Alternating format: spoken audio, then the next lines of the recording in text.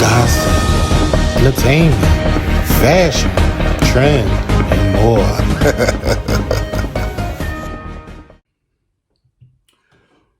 What's up, y'all? Welcome back to another episode of the Chatty Reed Show. We got a lot to get into, child. But before we get into all that stuff, please be sure to like this video and also subscribe to our channel. Make sure you click the bell icon so that way you'll stay updated anytime we release any videos, any shorts, and things in that nature. But without further ado, let's just get into all the shenanigans, child. Hold on. Got my coffee. So first, let's discuss Porsha, Simon, and the Real Housewives of Atlanta. I think I'm like over the Housewives at this point. I think I've outgrown it. And I think that just comes with age and maturing and growing up. I am a huge Real Housewives of Atlanta fan. I'm a huge Married to Medicine fan. Those are two of the reality shows that I always felt where the drama was authentic and it wasn't so staged. Like, yeah, obviously certain scenes and things are set up and we know the behind the scenes of how reality TV work nowadays. But those two shows always show authentic.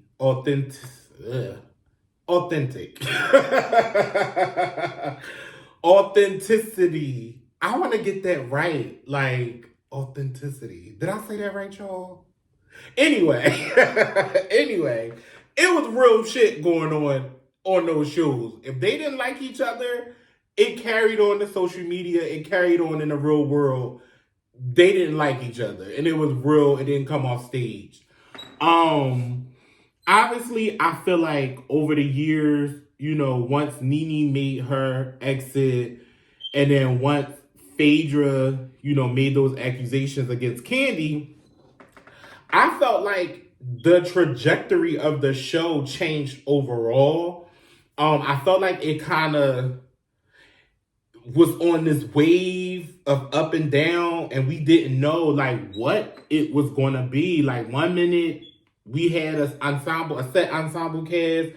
The next minute this one was in, this one was out. The Housewives of Atlanta, it kind of felt like became like an afterthought, and they started putting more time, energy, and money into, the Beverly Hills Housewives and, all those other housewives, and Atlanta just was in limbo. We know Porsha left a couple seasons ago. She married the guy Simon. She had received a lot of backlash after her season because it was one of those things where it was like, she took Fallon's husband. Fallon was her friend, yada, yada, yada. And this is my opinion on that. And I'm not going to say it. I'm not going to go there. I'm going to just say this. And this is whether it's production or not, and whether it's real life or not, if a person can feel comfortable enough to invite you in their private space, into their home, if I can pick up my phone and send you a text and say, hey, come here, or if I can tell a friend of a friend, oh, sure, I don't mind you bringing XYZ, they can come. Either there's some kind of friendship there, we're associate in some kind of way, or I plan on building a personal connection with you.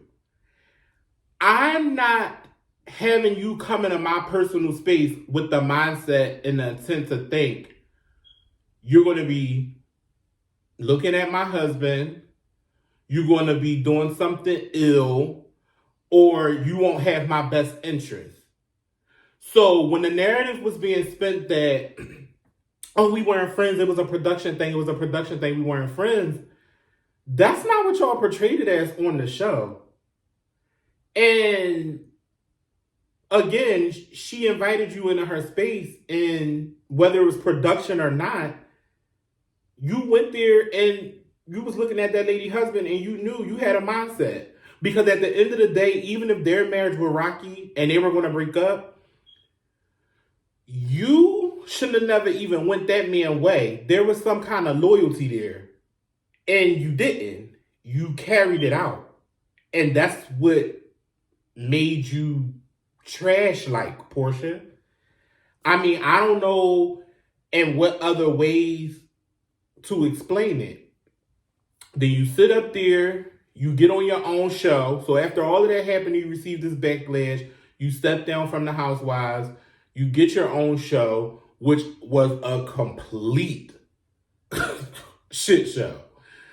You don't even got control of your own damn family, let alone trying to get in with somebody else's. And it was just a complete disaster from business, your mother's side, your side, production side. I think only side of the family that got some kind of sense is your dad's side, Lauren's side. They're the only ones that got common sense, to me, my opinion. So, I mean, I don't know. So now, let's fast forward. The announcement comes out. She's going to be returning to the Real Housewives of Atlanta. Okay. 5 days prior to the announcement coming out that she filed for divorce, they were all booed up lovey-dovey. But then also news break that Simon, was denied citizenship. Now, I don't know, how a lot of that citizenship stuff work and green card stuff work. But I was reading where a lot of the comments was saying that by him being denied the citizenship, it could affect her and baby PJ. So I'm thinking, maybe is that why she's getting a divorce? Are they going to remain together? But, if something was to go wrong where he have to get deported, her and her daughter is not affected by it. So maybe it's like, let me kind of separate myself from this from a paperwork standpoint. So when shit go down, I'm hitting it. Or is it genuinely because also news broke out right after the news broke out about him not being granted citizenship that he's a fraud and identity theft. He went to jail. He all these fraud charges and stuff came out. So it's like, girl, now you want to file for a divorce? And it's only been 15 months into the marriage? That's a mess. And y'all know it's a mess. That's a mess. A hot ass mess. And I do believe, had it not been for production and Porsha going to that house and the housewives being involved, Simon would still probably most likely be with Fallon today. I just think because everything got so publicized, it was ideal for him to leave. But I don't think he would have left his wife. Even with all the allegations he was making that she was sleeping with this person and got caught. The guy got caught coming out the house and this and that. Yeah. Am I happy to see Porsha back on the Housewives? Porsha is one of my housewives that I like. My like for her was tainted when she slept with that lady husband. I'm going to believe what I want to believe, being married. Because anybody that comes in my home is a friend or an associate or somebody that I plan on becoming close with.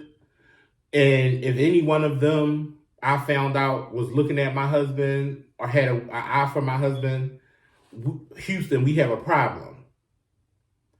So that kind of tainted things for me. I'm very big on you reap what you sow in regards to that kind of stuff. Why, put yourself in that? Now 15 months later, you're not married, you filing for a divorce. You was just over there getting money rained on you. You was having a good time, Porsha. Having a good time. What changed?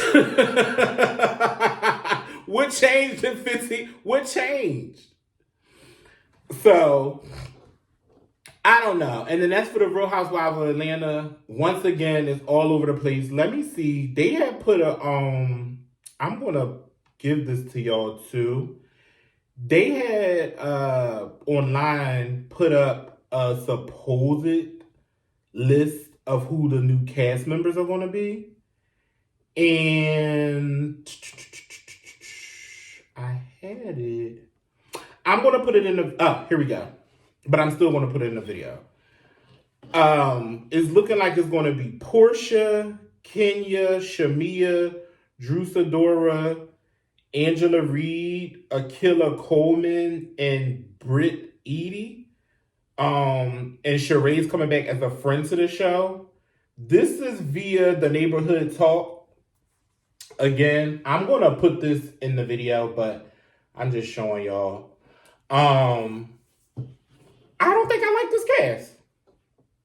I don't think I like this cast. I know Nene is over at Zeus right now having a time with fun chains and stuff.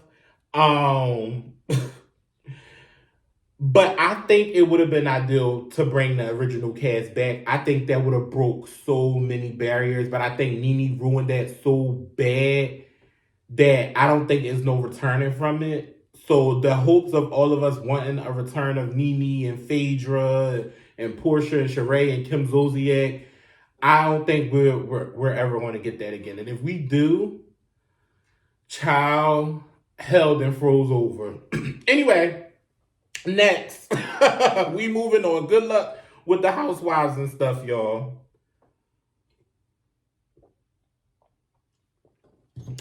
MEA CULPA.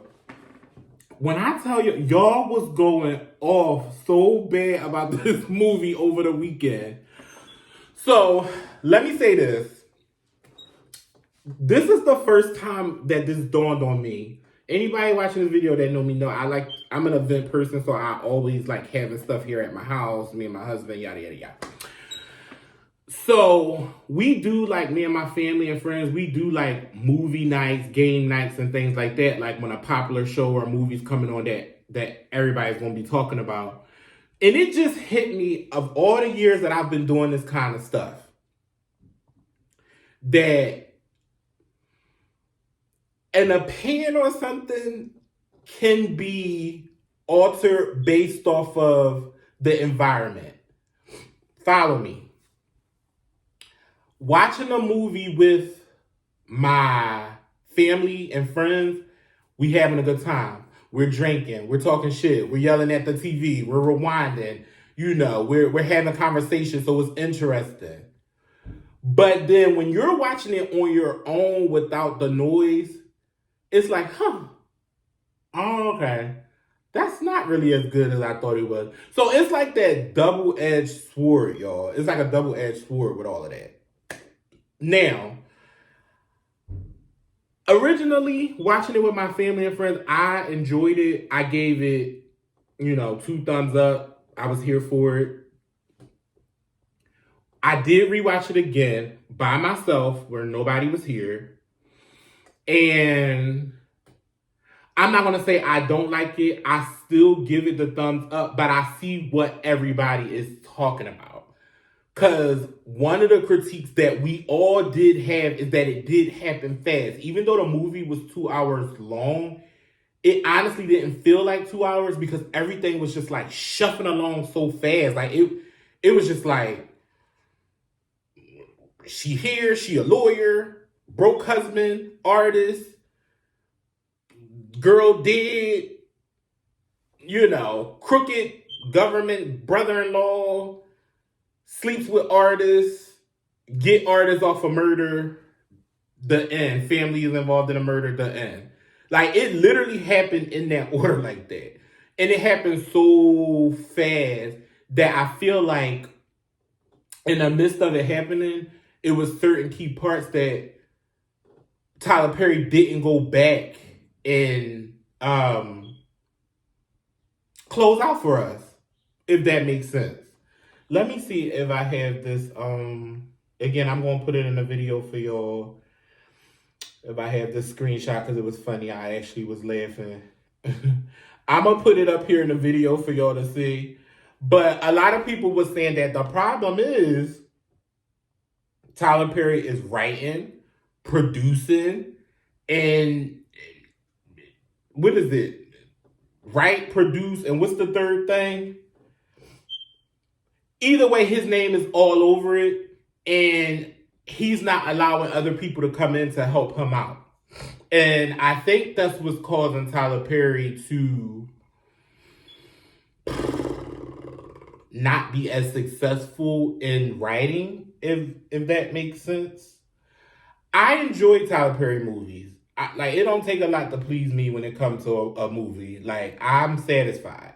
But again, certain things that Tyler Perry writes, it's like, come on, either the scene is too dragged out, or it's not enough, or he's not tying up his loose ends, or he's not consistent with the costumes and the wigs. It's like, it's always something. But Tyler Perry has top dollar to fix these things. But I guess Tyler Perry's going to do what Tyler Perry want to do for Tyler Perry. I know my aunt was just like, oh, I'm not really getting the sex appeal from the guy. Trevante, is it Trevante Rules? I always forget his name. Trevante Rules. I seen it, but towards the end, my aunt was like, all right, I see where he was going with him. She kind of felt like it should be another guy.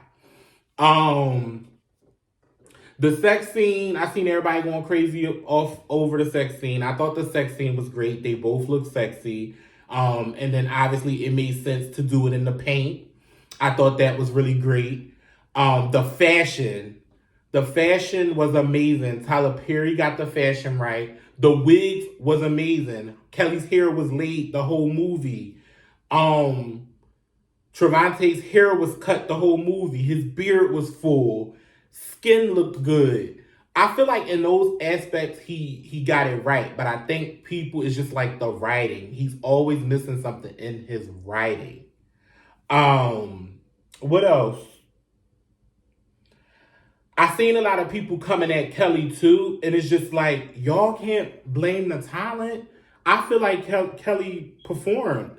I'm not going to say she's like a Meryl Streep or Taraji P. Henson or Viola Davis, but I think Kelly did an amazing job. Like, I don't feel like she flopped in any way, or, you know, like it was the world's worst acting. You know, I enjoyed it. I personally enjoyed it. All in all, I can see myself popping the movie on again, you know, whether it be background noise or on one of those bored days, like, oh, let me watch MEA CULPA again. I can see myself watching it again. Will it be like a rush? No, I'm not going to rush back to watch it, but I definitely can see myself watching it again. I give the movie, now that I've watched it by myself, I would say more along a B plus versus that A that I originally gave it. And that's because, again, you start to, when you're watching it by yourself, you get to really get into what's happening. And my girl was in it, Veronica, the Ice Queen. I always forget her real name, but I love her. I'm going to put the picture. I met her at Beyonce concert in New Orleans. We were sitting in the club box together. And when I tell you, it's so crazy how she's such a villain in these shows and movies, but that was not her personality at all. And not that I was expecting her to be mean or like a bitch, but, you know, you would think somebody that act like that would have like this personality. She's so like vibey, just like, she was so chill, so vibey, like, yeah, come on, like, come take a picture with me, like, real cool. I'll put our picture in the video as well. But that's it on MEA CULPA. If you haven't seen a movie already, please watch it. Support. At the end of the day, it's Tyler Perry. That's everybody's uncle. That's Uncle Tyler, y'all. Uncle or Cousin Tyler. Watch the movie. It's Tyler Perry. All right, so look. I did not do a lot of topics this week purposely because I knew that this Wendy Williams thing is probably going to take the video up. So I did the top 3 topics, which was the Porsha and the Housewives, the Wendy Williams, and the Tyler Perry MEA CULPA stuff. Y'all,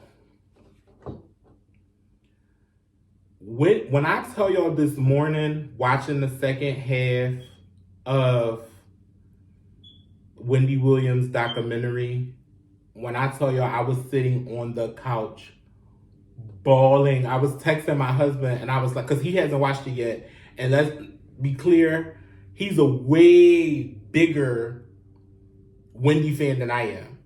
You know, I take Wendy in waves. I'm going to say I'm a biased Wendy fan. I like Wendy when she's not messing with the people I love. When she start messing with my people, my Nikki, my Reeds, my Bees, and all of that, then it's a problem. But, you know, when she messing with everybody else, I can deal with Wendy. But I texted him and I said, and he's been stalling watching it all weekend. I ended up watching everything by myself because I knew I had to do this video. And I'm like, you're not, if I'm crying and I'm not even as big a Wendy fan as you are, you're going to be a mess. I don't even know where, like, this is deep to the point where my cousins came over last week, and we couldn't even have a conversation about it. My cousin was like, I'm not even ready to have that conversation. Let's change the subject. Like, y'all might not think it's that serious or that deep, but it's very much so that serious and it's very much so that deep. We are literally single-handedly watching the demise of Wendy Williams.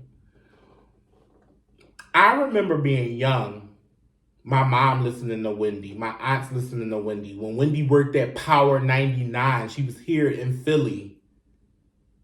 I was a little kid listening to Wendy, always hearing the mean lady, this lady cursing somebody out on the radio, being mean to the celebrities.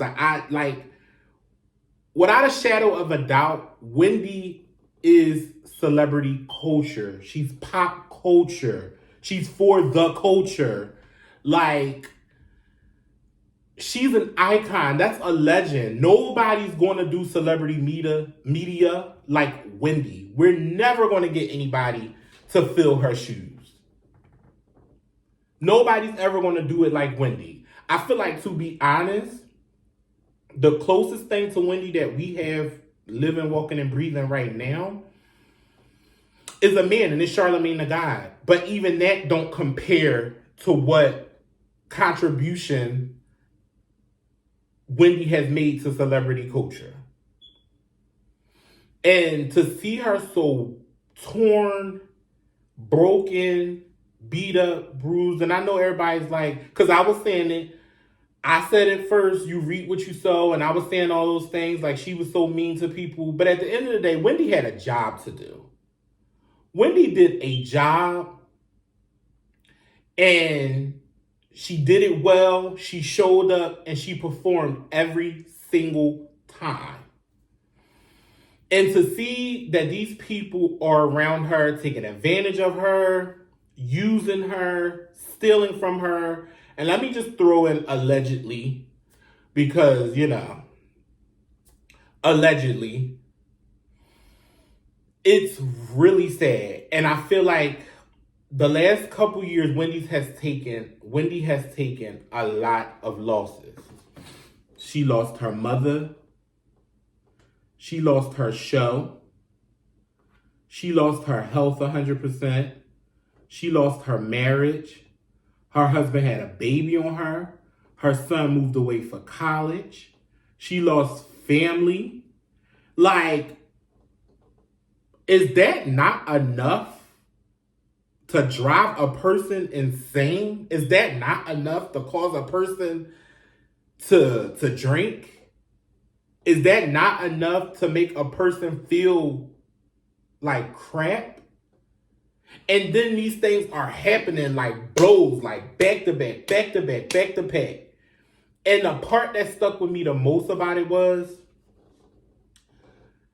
when her mother died, and they showed it in the documentary. You guys, y'all have to watch this documentary.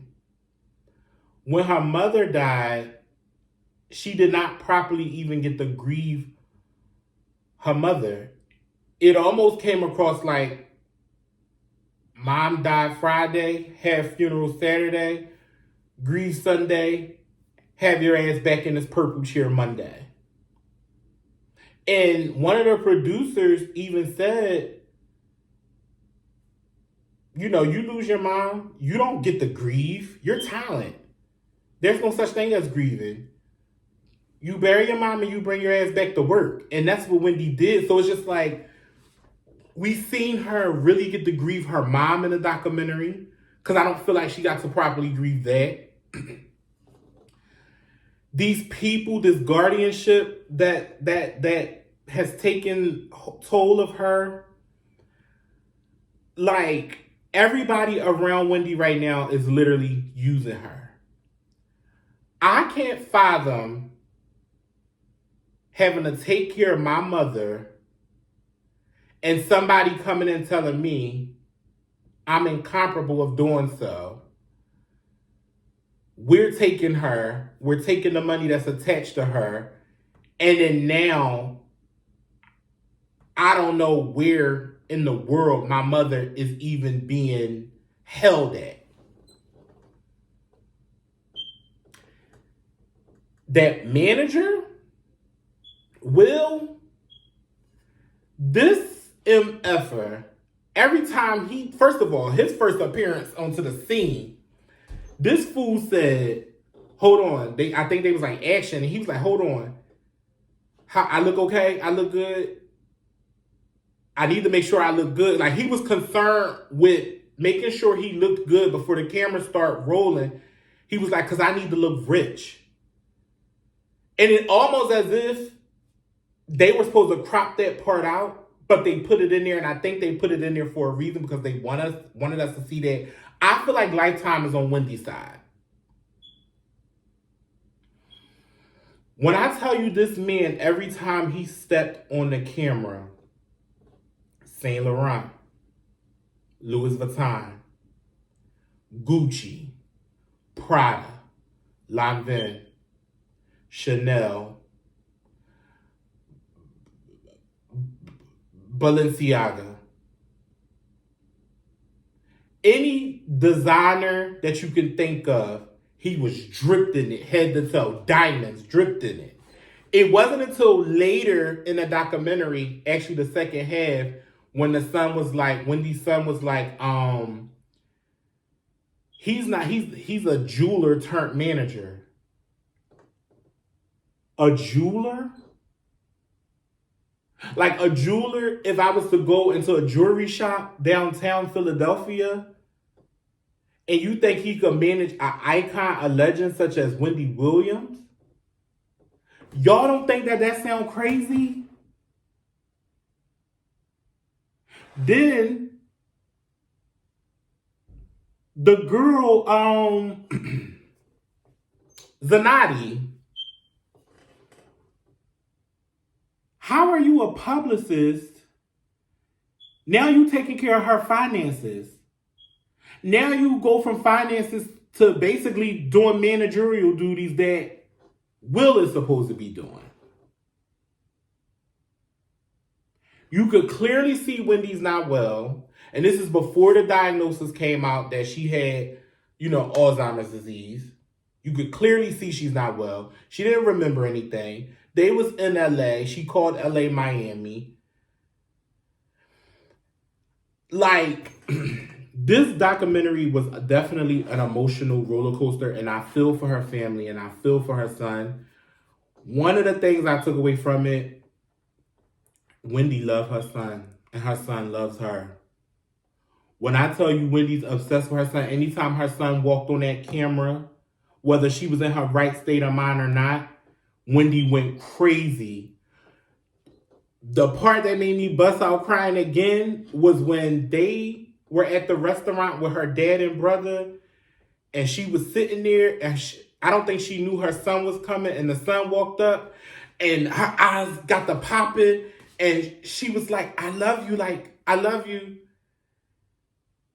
And she pulled the shirt, she brought him like 2 Dior t-shirts, and he was like, Mom, what is this? And she was like, something expensive.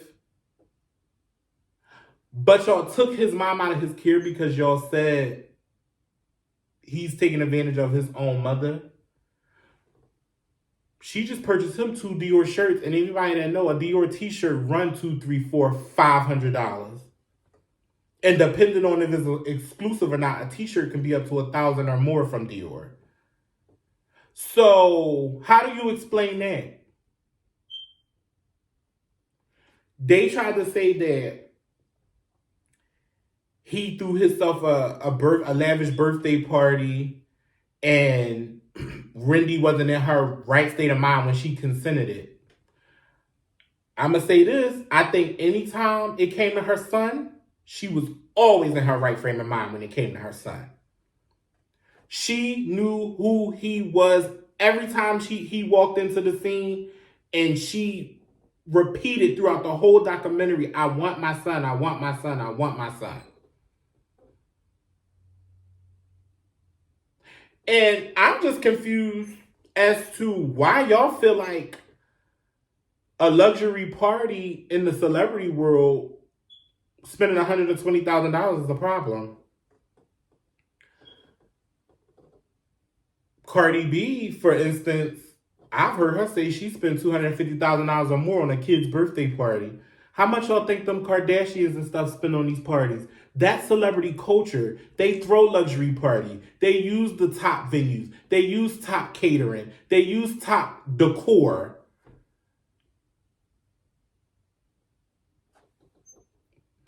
Wendy said out her own mouth, I have $24 million and I don't have access to any of it. And I made that money for my son. I want my son to have it. You can see the difference when she was with them and the difference when she was with her son. Anytime she was around family and with her son, anytime we seen Wendy, she was in high spirits. But the minute she was back in New York with these guardianship folk, now all of a sudden she's pissy drunk in Louis Vuitton, passed out asleep, and she's coming out the house naked with just a robe on, and she's passed out drunk here and this and that. She's a lush and this and that. But in one hand, y'all talking about, oh, keep the liquor from Wendy, keep the liquor. But if y'all notice, there was parts throughout the documentary where drinks was just magically being put in her way. She's in an apartment. She can't go out and get alcohol and stuff. How is the alcohol appearing in her apartment? That end scene when she was in there passed out and it was like, oh, that's a lot of champagne. Where did champagne come from? She didn't walk into the store and go buy the champagne. Where did champagne come from? Then in one scene, y'all poured the bottle of Kettle One out, or y'all said she drank the bottle of Kettle One and it's not healthy for her to drink. But then you turn back around and there's a whole brand new bottle of Kettle One in the house, and then you want to do a scene. Oh, Wendy, you drunk all of this? Man, get the fuck out of here.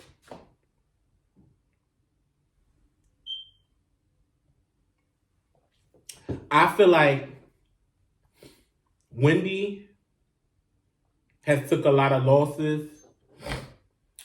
I do feel like it's a slight case of dementia. I know her son had mentioned it was an alcohol-induced dementia, and I did not know that was a thing. I actually need to do my research on that. And I know what dementia looks like. My grandmother lived 10 plus years with it. And Wendy don't remember anything. Like, she don't know if today's Monday, Tuesday. She was talking to her dad like, Dad, I'll go back on the TV Wednesday. He like, Wendy, today Wednesday.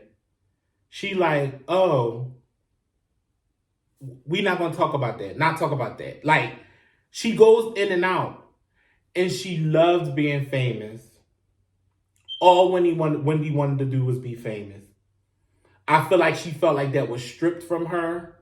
Her whole thing was, I want to be on TV. I want to be on TV. I'm ready to go back to the TV. I want to do the podcast. I love being famous. I love people knowing my name.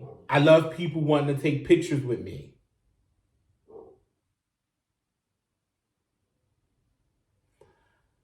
That Wendy documentary is deep. I suggest everybody watch it. It definitely is a hard thing to watch, seeing Wendy, seeing her downfall. The good thing is she's still here with us.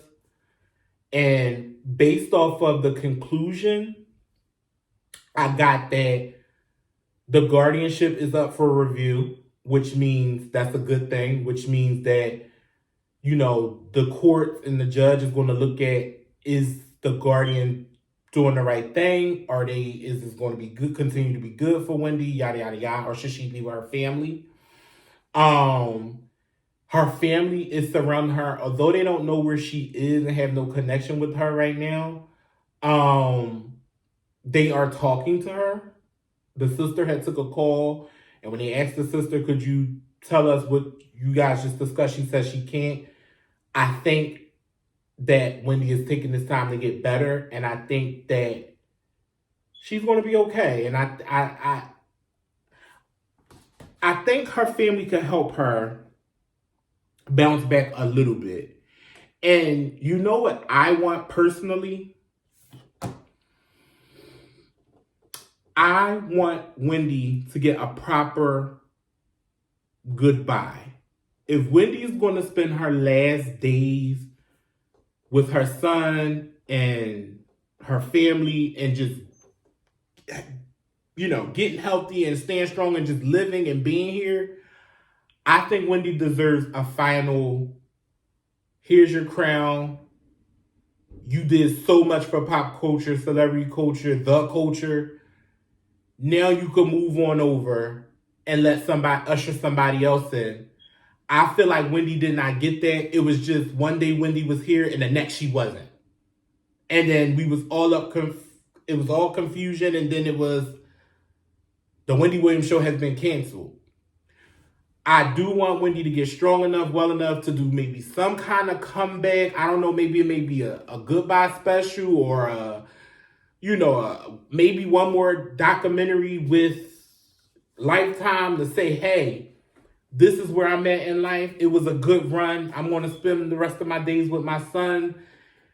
You know, see y'all when I see y'all. But I do feel like Wendy is old that. She's definitely old that. The documentary is 4 parts. I'm definitely paraphrasing. It's so much more to it. I highly recommend you guys watching it if you can bear that kind of thing. I know, like I said, if you're a Wendy fan, it's hard to see that. I know for a fact my husband already said he's probably not going to watch it because he don't want to see Wendy like that. But that was hard. And I was boo-hooing crying. Like, I literally was just like, this is a mess. This was a hot, hot, hot mess. With that being said, y'all, where is Wendy? MEA, CULPA, Porsha, and these damn housewives of Atlanta. Good luck to everybody. Whew. And I'll see y'all next week. Peace.